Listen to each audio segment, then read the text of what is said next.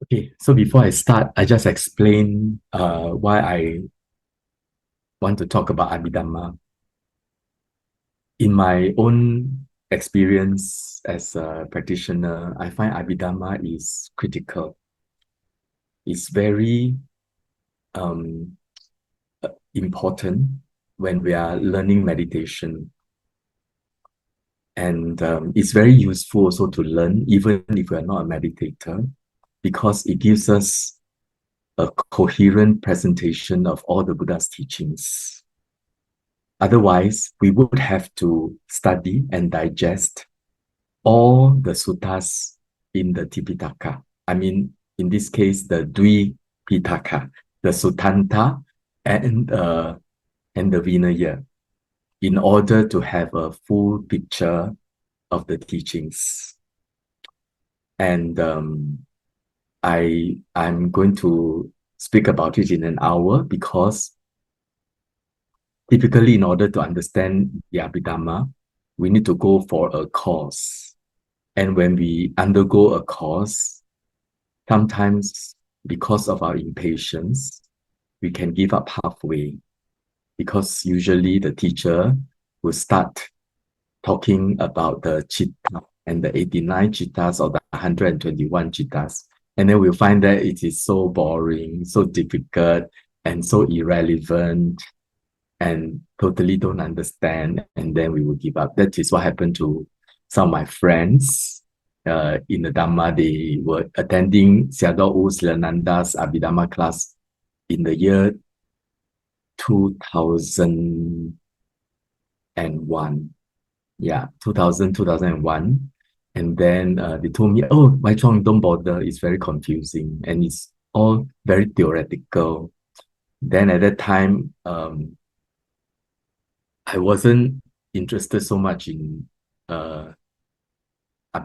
I was beginning to practice meditation in year 1999, although I began in 1988, but really having a taste of meditation in 1999.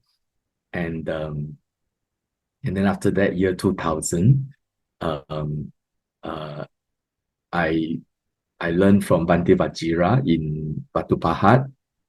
And then I met Pa Auk Sayadaw in the end of the year. And then I went to Batu Pahat again in the middle of year 2001. And then I went to Pa Auk Forest in the year 2001 as well. And then end of the year, I was also very fortunate to have the opportunity to take care of Venerable Bhikkhu Bodhi. And so he was also invited to Sayadaw U Silananda's class. And during that time, there was this brother Gan from Palelai Buddhist Temple that was printing out the Abhidhammata Sangaha, the book written by Bhikkhu Bodhi, and with referencing Sayadaw U Silananda's diagrams and with consultation from Sayadaw U Rebata, who was a very well-known Pali scholar from Myanmar also.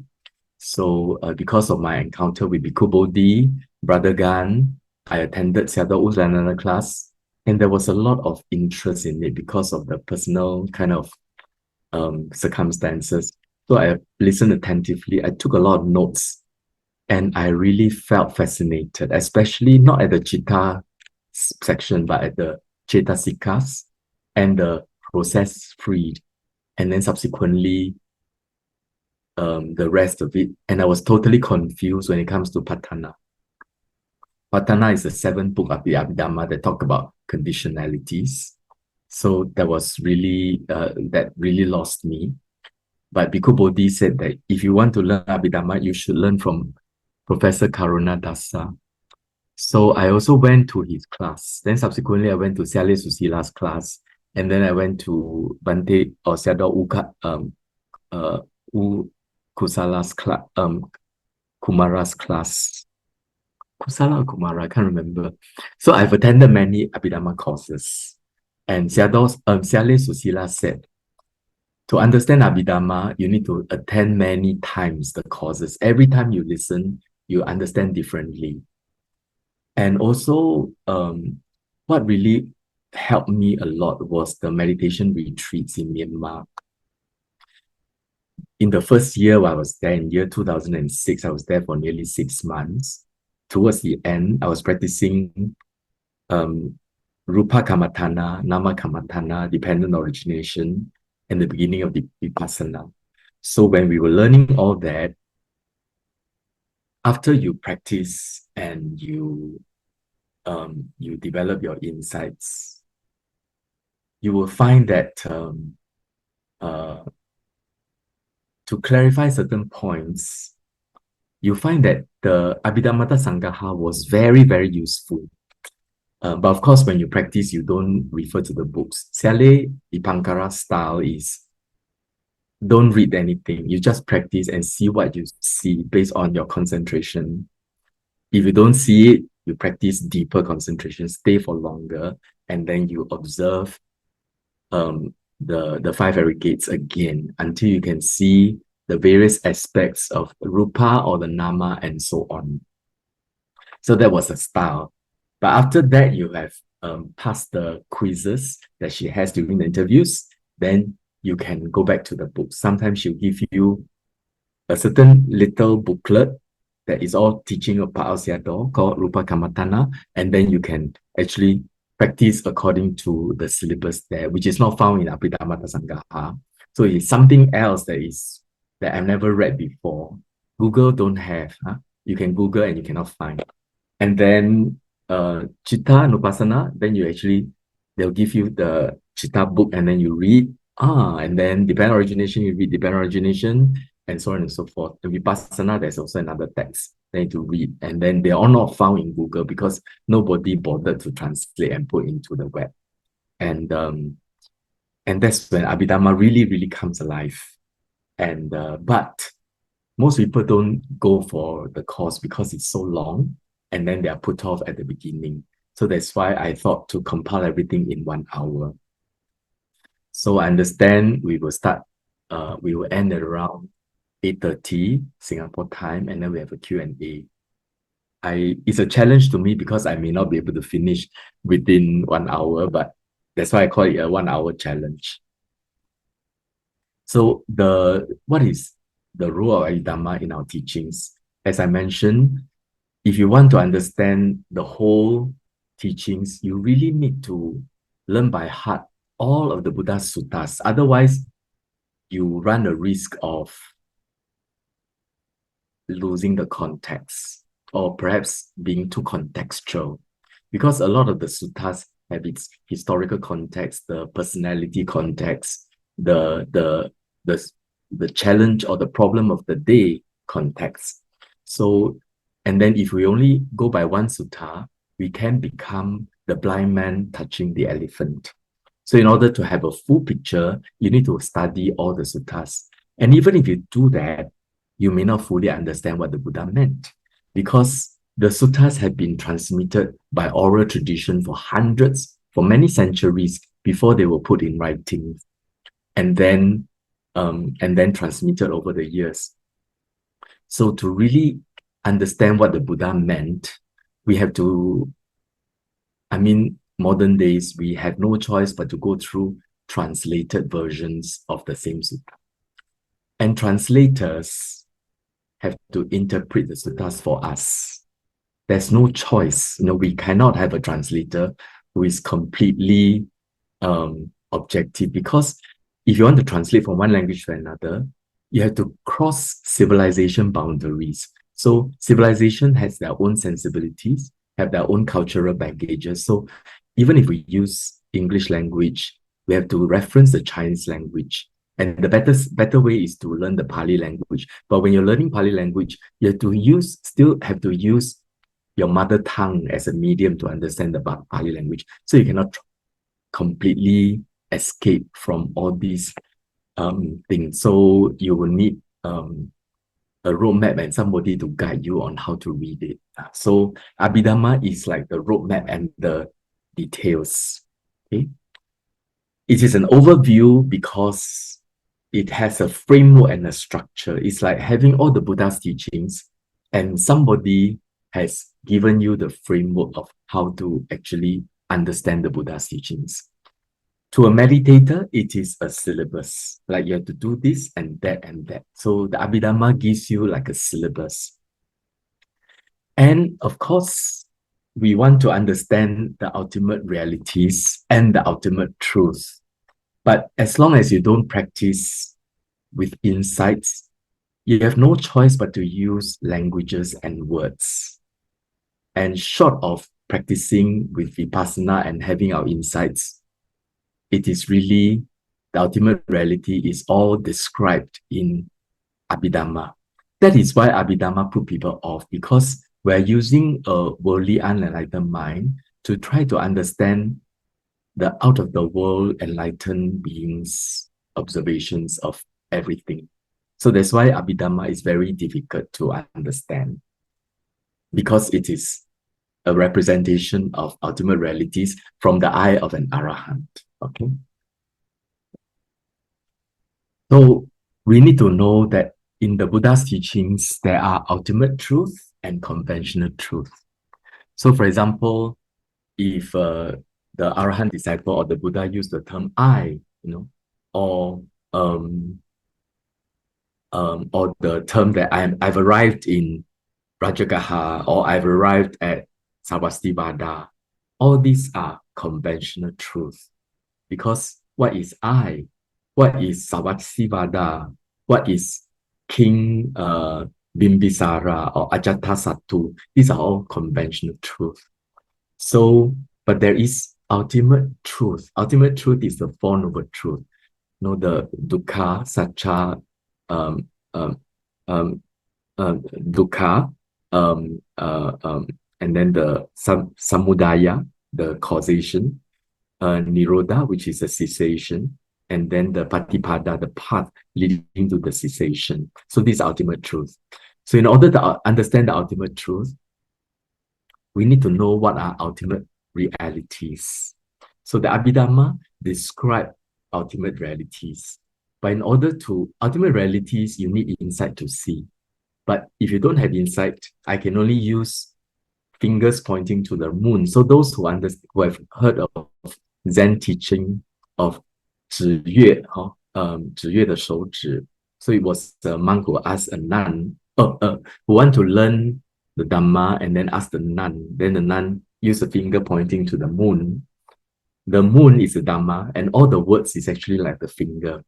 So in order to understand ultimate realities, and we don't have insights into it, I have no choice but to use these tools. And the tools are in the form of characteristics, function, manifestation, and proximate cause, so that you can begin to understand.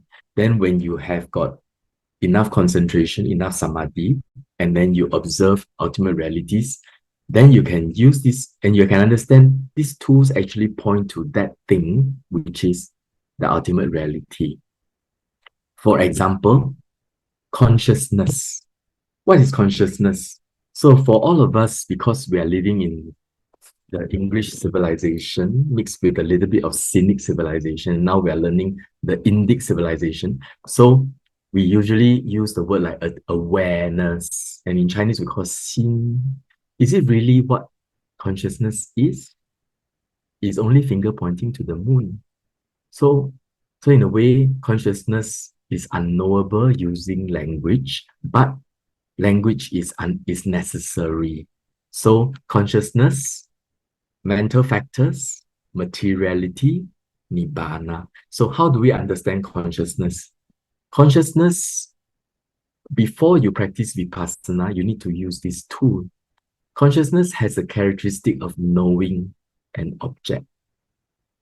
Its function is being the forerunner of all mental factors. But then I don't know what's mental factors, but be patient. You have to start somewhere. So consciousness is the forerunner of all mental factors. Okay. And the characteristic is knowing. And then it appears to the meditator as a continuous process arising and passing away, pop, pop, pop, pop, pop, like a stroboscope, or like a movie in the olden days, not the Netflix days, but if you go to the movie with the projector, they've got a film that's running. So it's like every frame of the projector. So to a meditator, you can see your awareness in your heart base arising and passing away. Sorry, when I speak, I like to use gestures. So it's at the heart base, arise and pass away. So this awareness, knowing, and when there's consciousness, always there's mental factors in it. It's like drinking a soup. It's water, but the water always have that. Now I'm in Thailand, so there's always that xiang mao, which is your what the lemongrass. It's got the chili, it's got the prawn paste and everything. So these are the mental factors. Water is like the consciousness. The proximate cause for consciousness is your mind and matter. So consciousness and mind and matter, they are mutually conditioning. So consciousness is like the water, but it always comes with its flavors, and you always have a container, which is the bowl. So they all come together. So the bowl and the flavor conditions the water in the soup, and the water conditions the bowl and the flavor for it to become a soup. So the proximate cause for consciousness is the mental phenomenon and the material phenomenon that contains it. In other words, consciousness need to be based on a material phenomenon, at least in the human realm, and then all the ghost and animal realms, and the Brahma realms. The Arupa Brahma realm is the exception. They just have consciousness, no material phenomenon. Okay, so this is what consciousness means. In Abhidhamma, in order to teach the universe, right, I have to talk about different kinds of consciousness, and I cannot restrict myself to only human realm. So across all the realms, imagine there are all the realms. Animal realms is very obvious. We know there's animal realms. Ghost realm, no evidence. Brahma realm, Deva realm, no evidence. You need very refined mind in order to perceive them. Hell realm, no evidence. But animal realm, there are. Okay? So, but in the truth, in the ultimate truth and the ultimate reality, there are many kinds of realms, kinds of existence. So I cannot just restrict my discussion of the truth to the human realm. So I must say that there are many kinds of consciousness in this whole universe. There are many ways to categorize. This is one way. The next slide gives you the second, another way. This way, I classify consciousness into wholesome consciousness and unwholesome consciousness, in the sense that these consciousness are active in creating karmic force. Okay?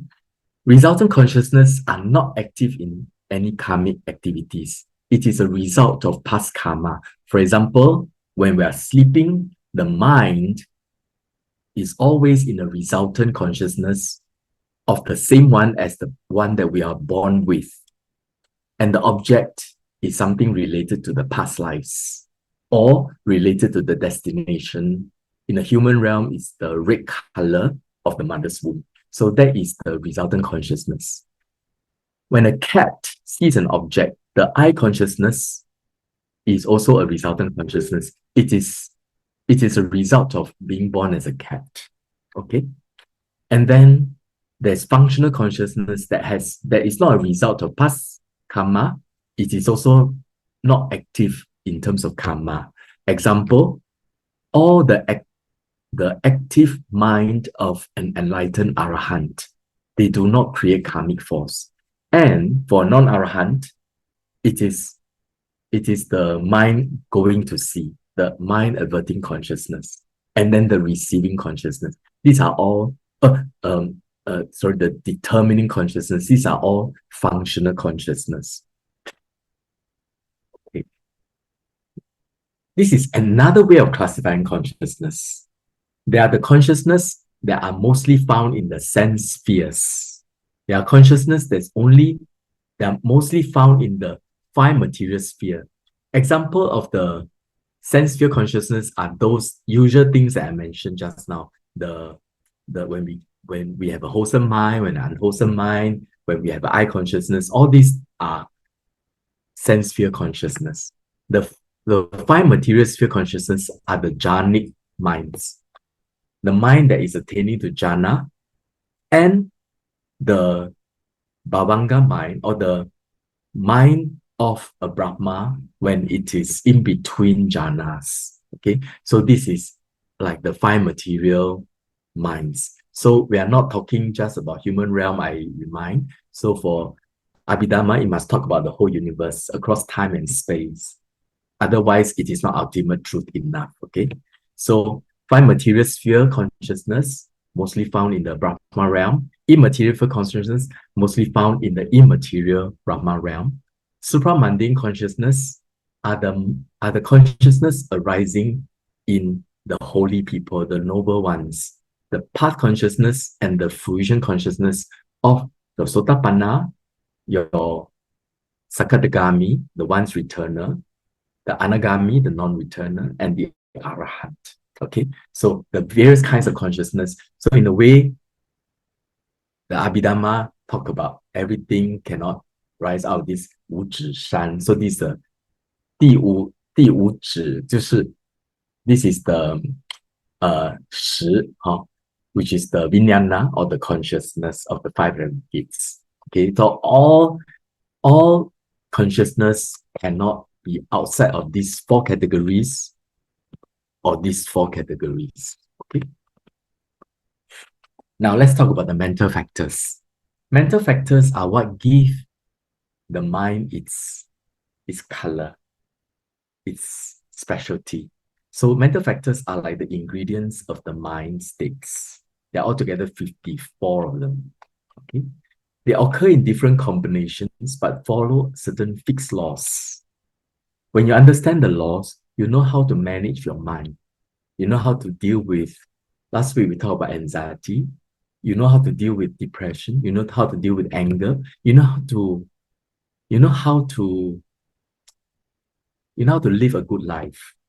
Okay, so by knowing what are the ingredients of a good mind. Okay, so together with consciousness constitute the mind, and they always have an object. So every mind arises with an object. They must have an object. When we are in the unconscious or subconscious, our object is something from the past life. Okay, so these pictures are the examples. The mental factors are like the ingredients that make the soup. Water is the consciousness. The bowl is the materiality. So there are types of mental factors. Knowing this helps us manage the mind. Nowadays, we talk about mental health. In Singapore, in October, MOH published the National Strategy on Mental Health, and there is huge political, national prioritization of mental health. Actually, it's all mental factors, okay? Maybe we should promote the understanding of Abhidhamma. So mental factors, they are the universals, they are the occasionals, they are the beautifuls, and then there are the unwholesome or the ugly, but they don't call it ugly, we call it unwholesome. Universals are found in all consciousness. As long as the consciousness arises, there must be contact, feeling, perception, volition, concentration, attention, and life faculty. The most basic one are our sense consciousness, eye consciousness, ear consciousness. Like when you hear something, before we process it, the consciousness arising at the ear base, the ear base touch the sound, and the ear consciousness arise immediately here, naked, unprocessed, pure. So this ear consciousness also has contact, feeling, perception, volition, concentration, attention, life faculty, even for a chana, a split moment. After that, then there are processing at the mind base, at the heart base. Okay, so these mental factors are universals in the most simplest of all consciousness, which is your ear consciousness, eye consciousness. They are there. Then there are the occasional that occasionally comes about. So applied thought is to think. Sustained thought is being stuck there in your thinking, even though it's a one moment, but as a meditator, you can feel the difference between applied thought and sustained thought, but you need to have very deep samadhi to really taste the difference between. It's like a very skillful chef. When he prepare a dish, he can taste this, and then he can hit the sous chef. Hey, you put too much sugar, or your fish is not fresh. They can tell. Huh? So we can tell applied thought, sustained thought, and joy and bliss is different. Joy is like this rising of the energy. Energy is like, I asked Pa Auk Sayadaw once, what is energy? Because he keeps saying you must put in energy. So what is energy? You know how he tell me? Look at me, yeah. He just said like that. This is energy. Okay. So it's like cannot say, cannot express. All these things cannot express. And what is joy, what is energy, what is decision, what is desire. But we can use the four things to describe, but I won't go into that today. Otherwise, it becomes Abhidhamma course, which is not my intention. I'm just going to give a very broad overview of Abhidhamma. Decision is like you decide and then release, surrender. There's a sense of surrendering in decision. Desire is wanting to reach, wanting to touch. So this is very important. A lot of people are very confused. When we say greed is bad, how come we want to have desire? Because of the English language, okay? English language, desire, greed, attachment, everything are all the same. But in Pali, it's called chanda. In Chinese, we call it yu. Yu and tan, not the same. So desire is occasional, and all these occasional, applied thought, sustained thought, joy, energy, decision, desire is ethically, karmically neutral. Okay, so wholesome mind also have desire, unwholesome mind also have desire, can have desire. Wholesome mind also can have decision, unwholesome mind also can have decision. So these are all neutral. Beautiful are the wholesome minds, but they are not all, we don't call it wholesome because the Buddha's mind also are wholesome, but you cannot say Buddha's mind is wholesome or the Arahant mind is wholesome because they are not karmically active. So we call it beautiful, sobanasa. So, okay, so universal means must have, obligated, mandated. So as long as the mind is wholesome, it will have faith, it will have shame, moral dread, non-greed, non-hatred, mindfulness, equanimity, tranquility of the consciousness, tranquility of the mental factors, lightness of consciousness, lightness of mental factors. These two are separate and different. In meditation, you can tell, okay? Softness of consciousness, softness of mental factors, wilderness of consciousness, wilderness of mental factors, proficiency of consciousness, proficiency of mental factors, non-crookedness of consciousness, non-crookedness of mental factors. So I will not explain individually because it will take too long, but I like to talk about shame and moral dread. Shame and moral dread, to a lot of us, we feel, hey, why does the Buddha encourage shame and moral dread? Isn't that cause us to be always guilty and full of shame? No, this is similar to the Christian concept of God-fearing, which is good. Okay, so shame and moral dread. Shame is having a self-respect that we don't do things that are unwholesome. Moral dread is related to a kind of a respect for others that we don't really want to cause harm, okay? Because it's really bad. We have some kind of dread. That is why in the four-part instrument of characteristics, function, manifestation, and proximate cause, the proximate cause for shame is self-respect. The proximate cause for moral dread is respecting others. So, if you want to have wholesome mind, you just have to be respectful. That is why if you want to practice meditation well, you hold your heart respectfully. When the mind is respectful, it has shame and moral dread. It will have faith. It will have mindfulness. It's difficult to describe mindfulness to a person who doesn't understand what mindfulness is. It's easy to explain respect. So that's why, in order to be mindful, we are respectful. Non-greed is about detachment. It's like the lotus leaf never get wet with a drop of water. Non-hatred is about unconditional acceptance. Equanimity is about being balanced. Tranquility is like In a hot day, a man walk under a tree and feels shaded. That's tranquility. Lightness is like the mind floating. Softness is the mind very, very gentle and malleable. Wilderness is the mind being very, very, very easy to use. Want to go there, it goes there. Want to stay here, it stays here. Proficiency of the mind is like a mind feeling very powerful and healthy. Non-crookedness of the mind is the mind being very frank and completely genuine. So all these are universal, beautiful factors. Means you have one, you have the rest. Means you want to develop one, you develop the rest. Means you want to understand one, you understand the rest. Means you want to have faith, you just have to have mindfulness. Then to have mindfulness, you just have to have shame and moral dread, and so on. This is very useful for meditation. Beautiful occasionals not always happen in wholesome mind. Some wholesome mind don't have. Wisdom, not always wholesome. Like for example, Three Deva. Some Three Deva are very happy, happy-go-lucky, very wholesome, full of love, full of life, but no wisdom, okay, can happen. Actually, I talked about cat just now. Last time I had a cat.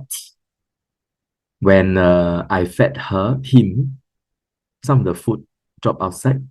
He would thank me first. He will just rub against my leg and then will feed the food outside and then will eat the food inside the bowl. So to me, there's wholesome mind in the cat. Okay, so there's a chitta of a wholesome mind, but most of the time no wisdom because the cat don't know it's good karma or what. But I can't tell whether there's wisdom. I cannot read the mind. Compassion also not always happen.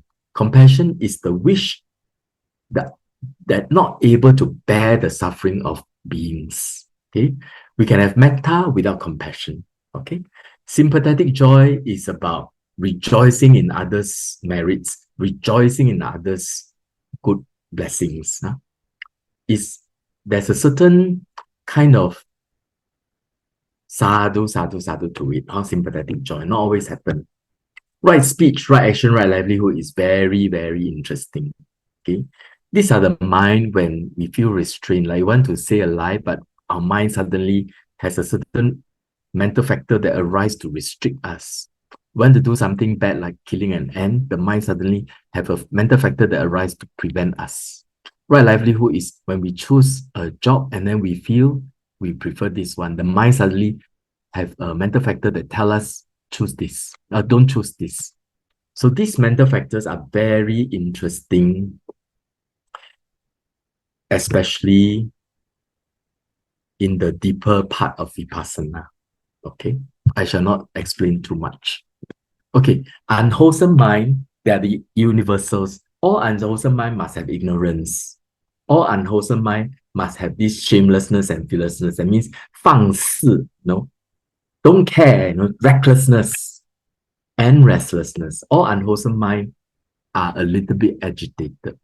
That's why if you have unwholesome mind for too long, you find yourself easily bored. Okay, cannot rest, cannot sit still. Okay, so unwholesome mind, these are universal. So you can also say that unwholesome mind not always have anger, not always have greed, but they always have ignorance. Occasional, some unwholesome mind can have aversion, jealousy, avarice, and remorse. Among these four, these are the aversion group. All these four, whenever they arise, aversion is a must-have. Aversion mixed with jealousy is jealousy. Aversion mixed with avarice is avarice. Aversion mixed with remorse is remorse. So if you are very guilty of what you did, you would have aversion mind. It is an unwholesome mind. So guilty feeling is unwholesome, bad karma. Okay? Then we feel guilty over our guilt. Then we better stop. Otherwise, continuously bad karma. Okay? Greed.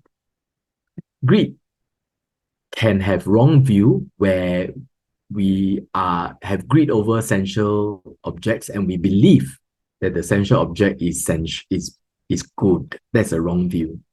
Greed over personalities, like greed over certain people, attachment over people, wrong view that this is a person, this is a personality. There's a certain wrong view of personhood. Okay. It can also be associated with conceit. Okay. Greed and conceit is like, I look at my bank account, oh, very rich. Or I look at the mirror, I'm very youthful. This is greed associated with conceit. No wrong view at that time. Okay. Wrong view is a conviction to a belief. Wrong view in a certain, like, for example, you do a science experiment, then you make a conclusion. Oh, sorry, wrong view. Science depends on hypothesis and assumption. So we must always have a certain conclusion with caveats, with some kind of discussion. Then you protect against wrong view without conviction into some kind of speculation. Then occasionally unwholesome mind can have doubt, can have sloth and torpor. However, the mind, the consciousness and the mental factors, of course, they come together, but that's not the whole thing. Whenever our mind arises, it always have a fixed process. And this is the cognitive process, the thought processes. I shall do this quickly because you can take a long time to understand fully. What happens when we see something, we go through this. I'm going to demonstrate with some animation next. But to a meditators, it feels like this. It's like a comb, but some part of it is bald. And then another section of the comb. Then you strike like that. Okay? So how does it feel like? First, for example, when we see this BMW car, okay? You can have a wholesome way. Maybe initially it's unwholesome, but let's talk about the wholesome way. So when you spot this, immediately that you're still in a daze. This one is maybe 1 billionth of a second. I'm just using in a very broad way. So there's a daze, another daze. Then your eyes you detect the data. Before that, sorry, not yet. This is just the mind go to see. This is eye-door adverting mind. Okay? There is a contact, feeling, perception, volition, concentration, attention, mind's life faculty. This is the universal of all mind will have. Then there's applied thought, sustained thought, and the decision. The mind go there and see. The term for this is called eye-door adverting, but you can forget about this, otherwise it's too confusing. Then the eye sees it. It arises here. All the consciousness arises mostly in the mind, but eye consciousness arises at the eye. You can see this. Then you have this 7 universal mind mental factor. And then there'll be a receiving mind, investigating mind, determining mind, and then the 7 jhavanas of wholesome mind. These are the part where the mind create karma. In this example, which is very, very rare, there's wholesome mind. There's faith, shame, moral dread, and wisdom, knowing that this is just, maybe for example, the person see this one, perceive this as just material phenomenon. And then so understanding as material phenomenon, that's wisdom. And then the mind is respectful, has faith in the Dhamma. And then there's no attachment, a lot of mindfulness, equanimity, very soft and gentle, very wieldy, very healthy, and very genuine. And then with all these things there. And then this happened 7 times. And then a lot of good karma is created. And then there is 2 registration mind, just like a hui wei, to reflect. And then go back into the days again. Because it's so fast, we don't detect the ways and the days. And then the mind go and continue to reflect on it. This mind door everything, and then the 7 jhavanas of the mind. This all happen in split billionth of a second. Okay. Then we go and see the thing again. And then we go and check again. So this happens 7 times and then go into mind door everything. So I use animation because the truth is not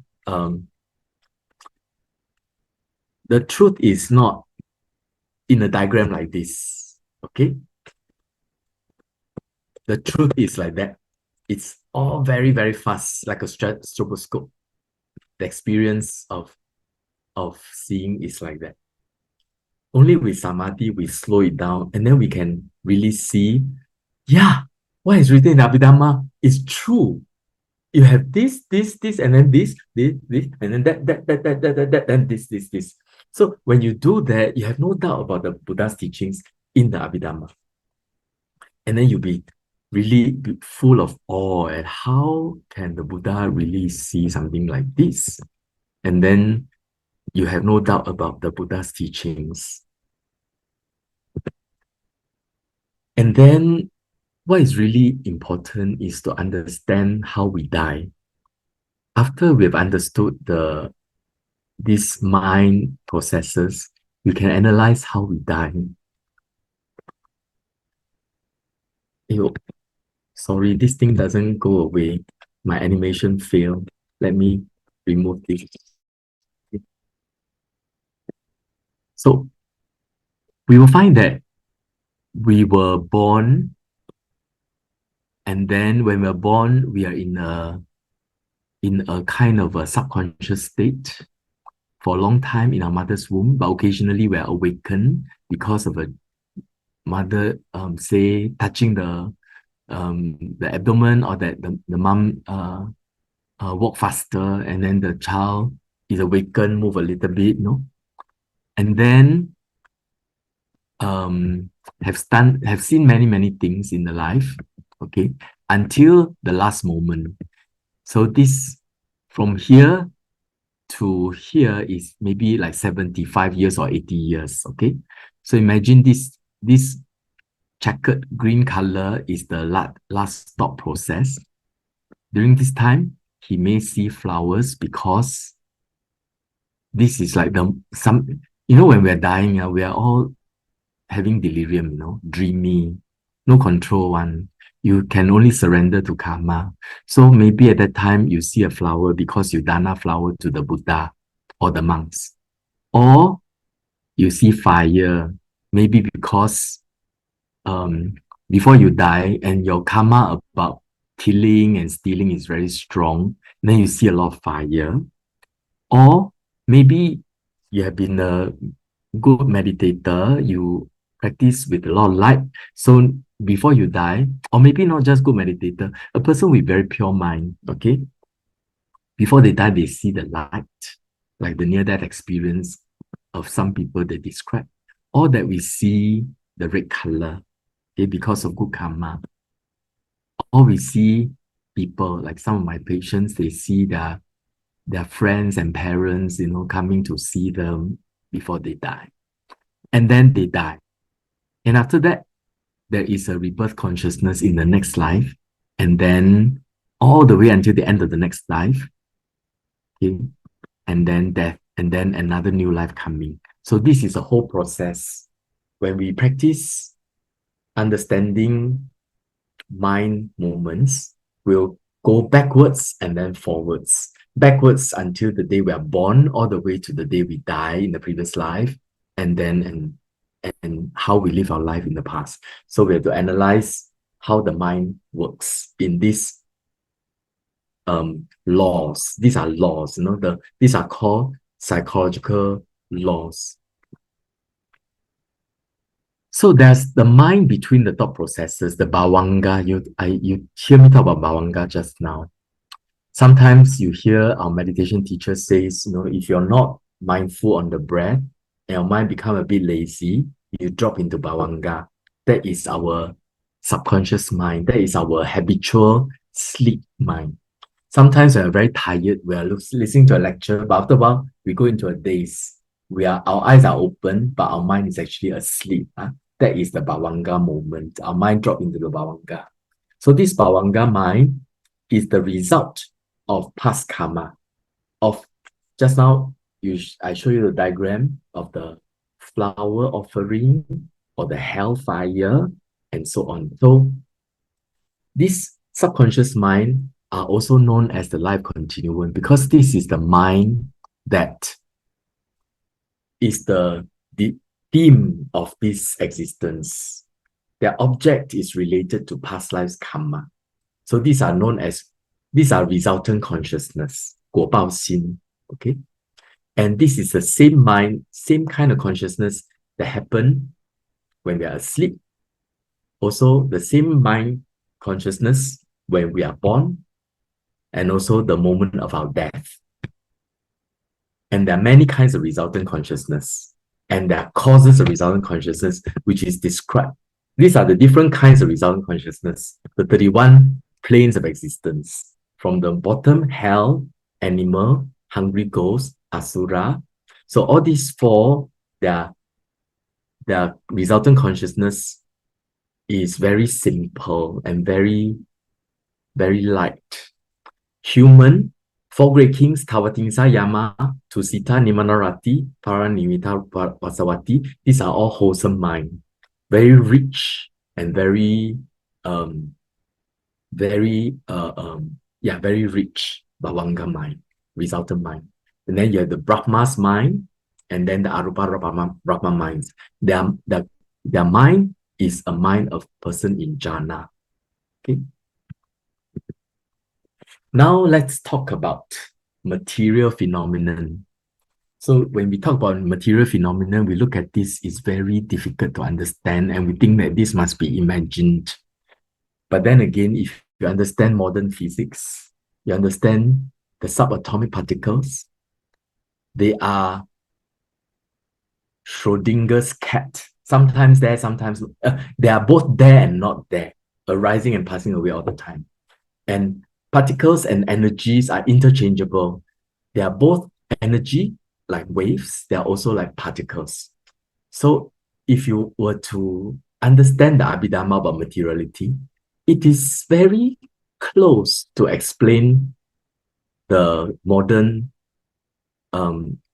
I shouldn't be talking about this in front of Chopin, but anyway, I will still do. They are close, but I won't say the modern theoretical physics is right. I would think the Buddha is right, but we just be humble about this. Okay, so materiality, they're altogether 28. Earth, water, fire, and wind are the basic ingredients. They are just characteristics. You can call it earth energy, water energy, fire energy, wind energy, whatever. It's relevant to a person meditating. It's not about doing mathematics. Okay.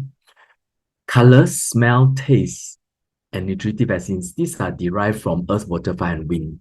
So if there's more water, it becomes red. Or more fluid, it becomes red. More earth become white. Example. Earth has got different aspects of it. So you can play around with it when you're meditating. You observe one of the particles, and then you tune the hardness a bit more. You see the taste change, the smell change, and the color change. Then you understand it is the relative quantity of this earth, water, fire, and wind, and there are various aspects. Earth is also hard and soft, rough and smooth, heavy and light.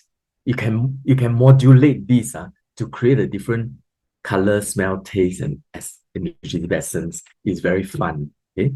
Then it depends on the constituents.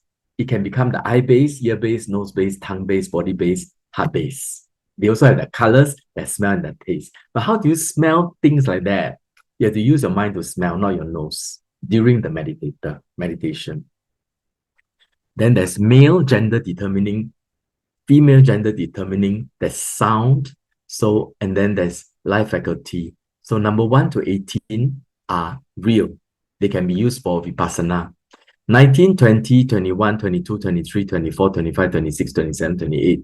These are all derived. You cannot use it for vipassana. Okay. Because they're all together. Like verbal intimation is when we speak.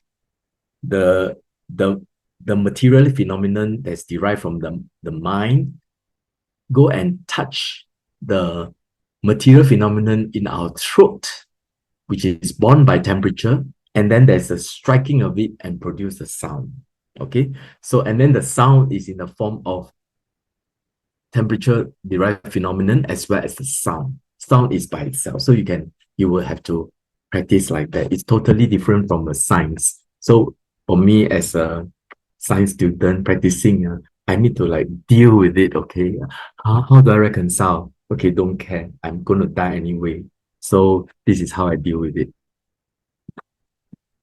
And then the 4 causations of matter. So when you are practicing the material phenomenon, first you start with four elements meditation of the body until it is very bright and crystal clear. Look for the space and all break into tiny particles. And all the particles, you just think, oh, I've arrived. Yeah, I found the particles. But the teacher will say, I want you to check the different kinds of particles. Then you're going to see, oh yeah, I see something small, something big, something clear, something not clear, Then the teacher will say, okay, good. Examine the clear ones. Look at the eyes, look at, and so on and so forth. So there are the karma-born material phenomenon. There's a consciousness-born material phenomenon. There's a temperature-born material phenomenon. And there are the nutriment-born material phenomenon, which is all very, very interesting. Okay, so the karma born are born with you since you're born in your mother's womb, and then they just produce a lot. And then the temperature of the karma born material phenomenon will produce the temperature born material phenomenon. And then one of the karma born material phenomena is in the heart, which always comes with consciousness. Whenever there's consciousness, it also produces consciousness born material phenomenon. And when you eat, the food digested in the stomach will produce the nutriment-borne material phenomenon. And this nutriment-borne material phenomenon will support temperature-borne, consciousness-borne, and karma-borne material phenomenon. So all of them are interrelated. And this was the subject of my last retreat in August. Sally wanted me to check what kind of food you eat, how does it affect your mind? What kind of mind, how does it affect your body? How does karma, born material phenomenon, create all these things? So that was like you see, you do meditation, there's so many interesting aspects to study. So this is how the different kinds of material phenomenon affect each other. So this was, and when you practice, you don't just do the immediate in front of you. You have to like understand all beings in the whole universe. All existence is on fire. There's no safe place. There's nobody there. There's no meaning, only arising and passing away. There are no freedom. Nothing is to be happy about, nothing to be sad about. There is no rest. There can be no rest. The whole universe is running on nutritive essence, their ultimate fuel, nothing to be proud of, nothing worth clinging on to. There is nobody here, there's nobody there. Nothing is really yours or mine. All occurrences are resulted from karma, chitta, ohara, and uttu, which is your karma, mind, the consciousness.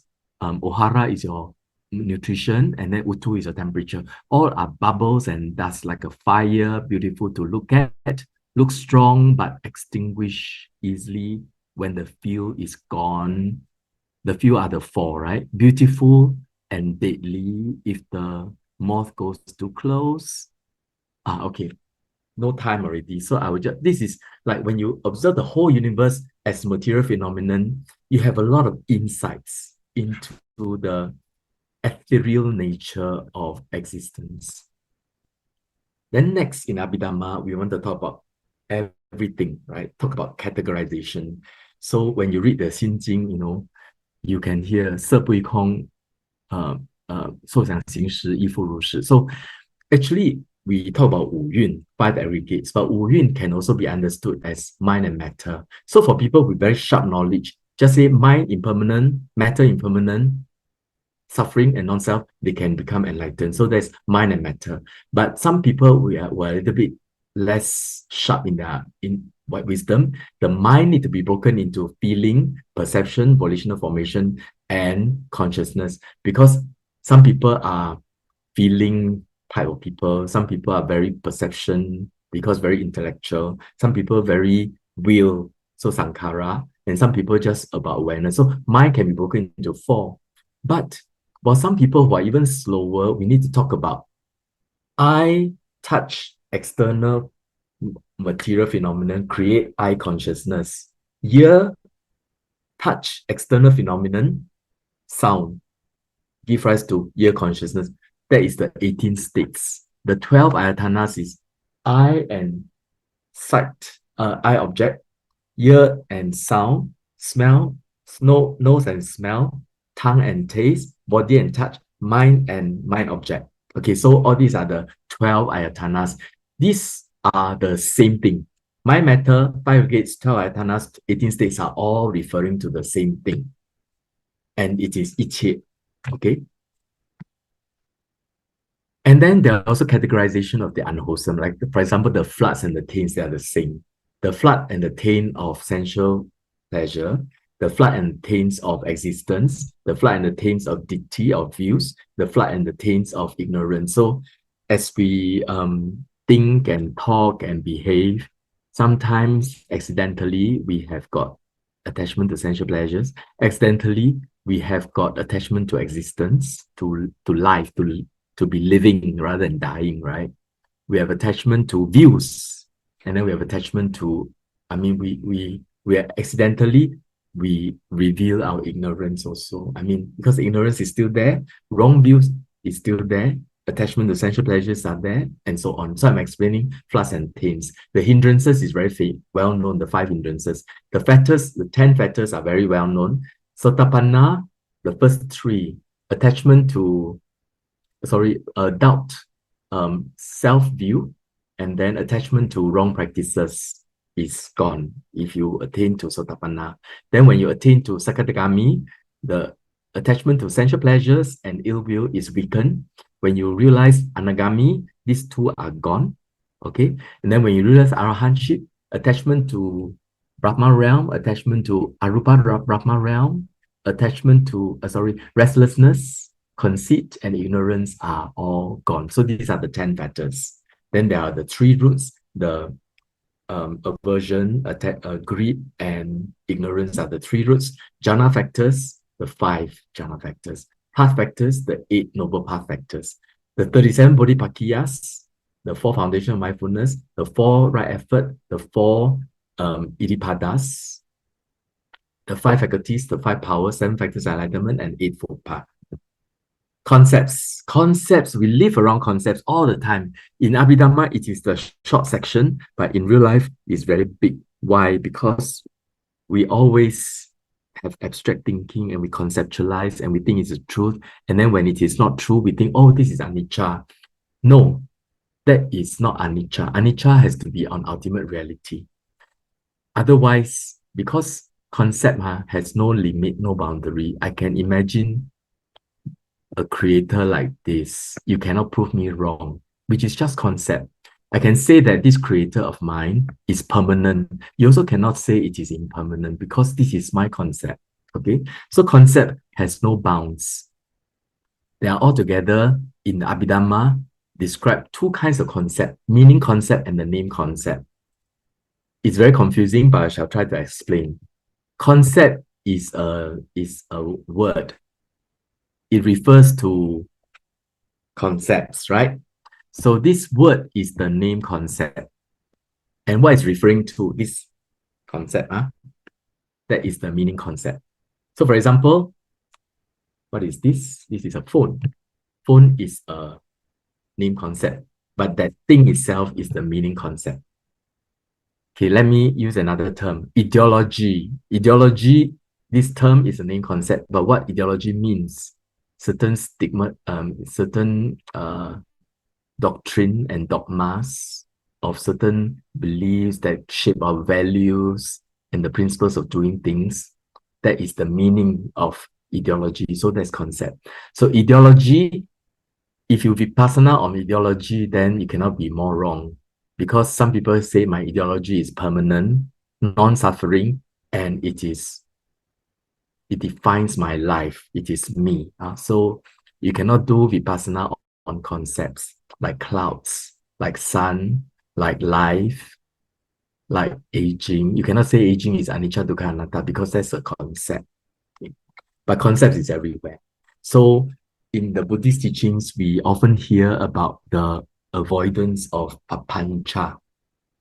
Papancha is this speculative creativity of proliferation of concepts, because it is a human habit rooted in greed, conceit, and ignorance. So we create a lot of concepts, but it makes money. Like now I'm a consultant, so I make money through conceptualization. I don't know what kind of karma is that, but at the back of my mind, I need to know that these are concepts, not ultimate. Let's talk about The last book is called Conditionality. We are more familiar with dependent origination, which describe the most important conditionality of all, which is life and death issues. The most important thing, what's the term in Chinese? 除死无大事，对不对？ Apart from death, there's nothing else more important. So if we talk about causation, the most important is actually dependent origination. Unless you're very worldly, then your causation you like to apply in science, in economics, which also applies because economics, science, geography, history, they're all dependent origination as well. Okay.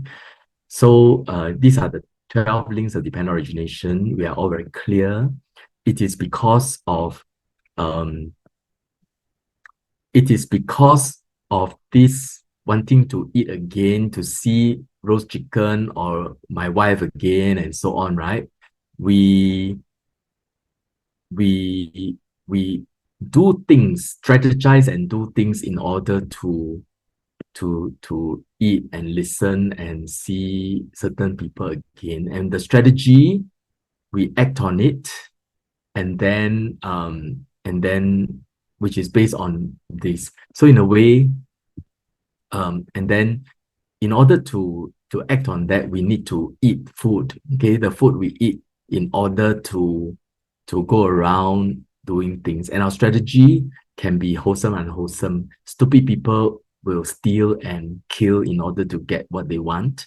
The wise people will give offering, will practice meditation, will work for world peace, and so on. So the wise people will do good karma, but ultimately they are all ignorant because they think the chicken and music is good and life is good. So because of that, we are reborn. So in summary, because of ignorance, we have volitional formations. Because of that, we are reborn with rebirth linking consciousness. When there's a rebirth linking consciousness, automatically there is mind and matter because these two are mutually conditioning. When there's mind, matter, and consciousness, there'll be six sense spaces over time. Over a few weeks, the karma-born material phenomena will just grow into the six sense spaces. And then when there are six sense spaces, even in the baby, you can actually have contact. The baby can feel, okay? Can feel the warmth using the body touch in the mother's womb. This contact, and then there's feelings. The feelings is good. And then there's attachment, and then there's clinging. And so when the baby is born, through the birth canal, the bright light, the loud sound, the cold air, and then the need to breathe, and the air is like cutting through the throat. There's a lot of pain, and then quickly the midwife pass the baby, wrap around with the cloth, and then put on the mother's side. And then the baby immediately experience the contact of the mother's warmth, the good feeling, and then craving attachment. So all of us are attached to human warmth because of our birth experience. Okay, so and then because of that, we will do all kinds of karma in order to be loved, to be respected, to be secure, to have our health, and all the Maslow's hierarchy of needs. And then all these things, because of that, we work, we do good deeds, we are good in people's eyes, good boy, good girl, So a lot of good karma, and then we'll be existing again. We'll have a good life, and then after we die, we'll be reborn again. So becoming is also karma, and then we'll be reborn. When we're born, we must die. And then because ignorance is not gone, we continue this process again and again. But behind this is something very, very interesting. The one that I was confused when the first time I heard from U Silananda, that apart from dependent, that there are cause and effect, and there is a conditioning, the conditioning of it. There are different kinds of conditioning. There are 24, but if you were to classify them, you can actually classify them into object, decisive support, karma, and presence. This is another cause around it, but let me just say briefly, okay? our mind, our thinking is dependent on the object. I see something, it will trigger certain memories. I hear something, it triggers certain memories. It will trigger certain mind object, I'll process it. And that mind object will trigger other things. So this object influence the mind state. Decisive support. But how it influence depends. Like for example, today the weather is good, I'm healthy. This eye object will create a certain mind state. But if today I am unhealthy, today is too hot, not comfortable, the same eye object can create other kinds of mind state. Karma has an effect. As a human, I always take for granted the human experience. It is because of past karma, that's why I'm a human and I can have certain things. Because I'm human, I have the eye of a human, I have the mind of a human, and then I have a mind, I have got the thinking process of a human. So because of past karma, I have got a human body, and because of these various decisive support of weather, of body health, of just now whether I meditated or not, all these are decisive support. And then the object create a certain thought processes, and all these will create future karma. Another way that karma can affect is it can also affect in this life you experience. Sometimes you just have very bad luck. No matter what you do, you cannot get out of certain situation. That can also be caused by karma. Not always, but sometimes. Okay. Presence. When this arises, that must arise. This is the law. Just now we talk about psychological law. When you see an object, there must be bhavanga, and then idol averting. After that must be a receipt. Eye consciousness must be receiving, must be rest. These are all fixed. It's a fixed law. That is presence. When this happens, that must happen. When there's earth, there must be water, there must be fire, there must be wind. And when there's these four elements, there must be color, there must be taste, there must be smell, and there must be nutritive essence. So this is the fourth one you can't control. It's something you have to recognize and know and understand as real, and then understand from the reality. This is 自然. Presence is like 自然, okay, nature, okay. Karma is something you can work on. Because you understand karma, you make sure our mind is wholesome. Okay. Because karma as a background, then you have different kinds of object in the human realm, animal realm, ghost realm. And our object is what control the mind, as well as the decisive support. Decisive support is like the other condition, your habit, your what happened immediately just now and what happened 10 years ago, your childhood trauma, all this here. So last week we talked about anxiety. Managing anxiety, you can make use of this. Karma, you can't change, but you can prevent karma of the future by, despite your anxiety, you make sure you don't break precept, for example. Decisive support is like you certain thing can maybe can soothe your mind. So you try to promote, like for example, eat healthy, exercise regularly. At least you have a healthy body. Your anxiety can't go too far. Object is what you feed your eye and your ear and your nose and your tongue and your body with. Okay. So for example, if you have anxiety, certain thing triggers it, avoid that. But certain things help. For example, my friend is going through a major operation for breast cancer. So I told her, you can chant. For her, she had faith in Guan Yin Pusa. Say, you chant Namo Tassa Da Bei Guan Yin Pusa. So the object is Guan Yin Pusa. It helped to arouse faith. When there's faith, there is detachment, there is shame, moral dread, there is tranquility, there's genuineness, there is, and so on. All the wholesome karma will happen. There will be no fear because there's non-aversion, right?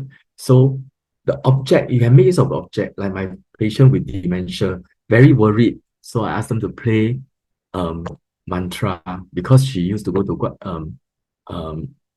那个四马路观音庙. There are others, then I would say you have to play music or play some kind of white noise at the background. Okay, so these are how we can manage the mind, having understood this four conditionality. This is my last slide. If you understand Abhidhamma, you can see the whole world, humans, animals. You know that there are ghosts and people of other realms, and they're all consciousness, material phenomenon, and mental factors, all conditioning one another. These three are actually your five aggregates. Material phenomena is your rupa, consciousness is your vijnana, mental factors is your vedana, feeling, sanya, perception, and sankhara, the rest of the volitional formations. And it's just moment to moment five aggregates giving rise to this arising and passing away of history. Our dependent origination is actually the history of five aggregates. Five aggregates refer to the past and future as well.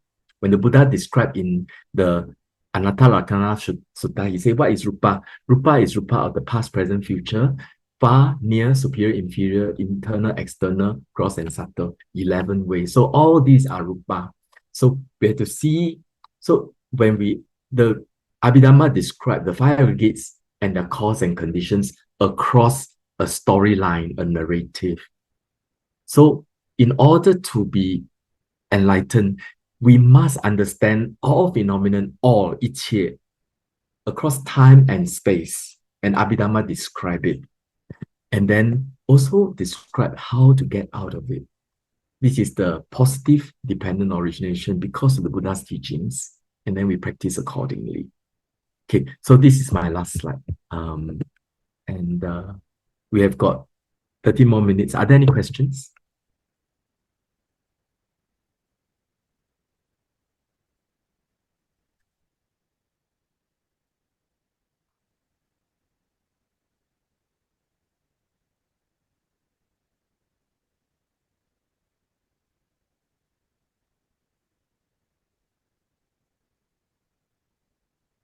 If no question, we can share merits and close the session.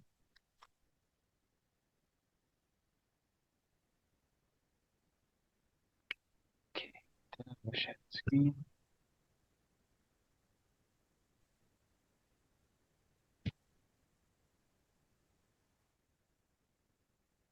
Okay. So we have a lot of merits.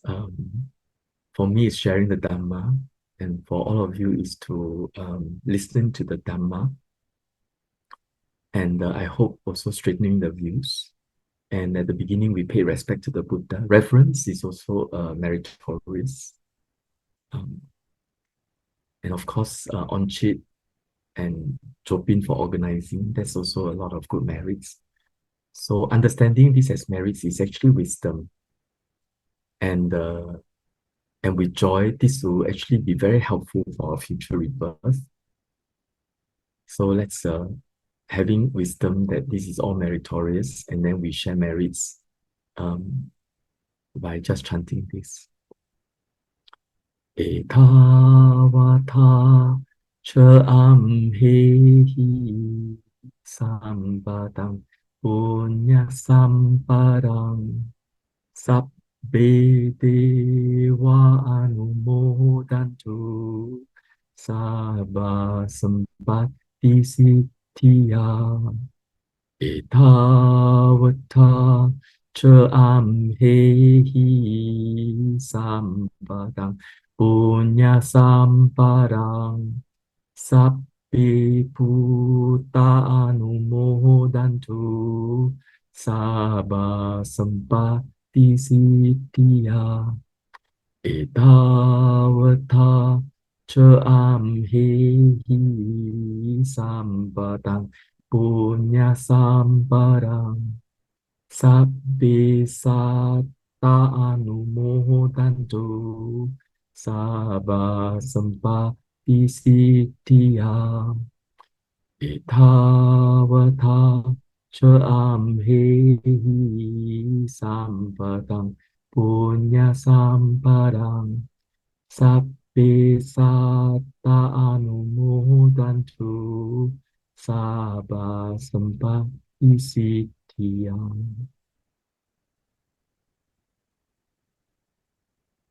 Idang me nyatinang hotu sukita hontu nyatayo.